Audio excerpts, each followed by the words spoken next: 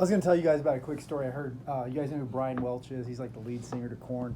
Anyway, if you know their history, they're a really dark rock band back in the days. But anyway, his story, he gave his life to Christ. I mean, remarkable story. He was addicted to meth, and anyway, some of the key points that he said, I mean, he was a functioning addict. I mean, he was highly addicted, but he learned how to function in the chaos, and so not everyone knew. They knew something was probably off with him, but they didn't necessarily know that he was addicted to meth. But he tried to get treatment, check himself into a, chemical treatment thing. And he told me, he says, you know what? He goes, we have success with alcoholics. We don't have success with meth.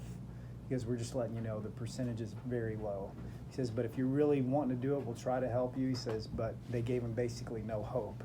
And so anyway, he ended up getting into business with, basically he had some guys that he knew that were, making money. And so he was looking ways to invest his money, and they were doing houses and stuff. They happened to be Christians. So he started investing with him, and he came to know about Christ through them.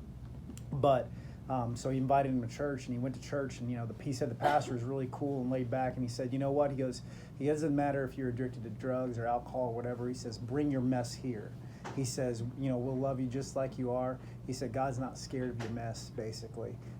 He says, but you come and let God clean you up. Don't try to get cleaned up and then come. And that's what a lot of people try to do. They think, I'm not holy enough to come to church. Well, the church is for sick people, and Jesus said, I come not for the righteous, but for the sick to be made well. And so we're all sick. We all have flaws. But anyway, his story is really amazing.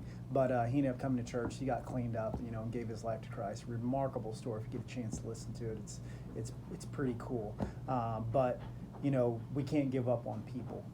Everyone has a story, and all of us have our issues. Some of our issues seem dirtier than others, but they're all wrong.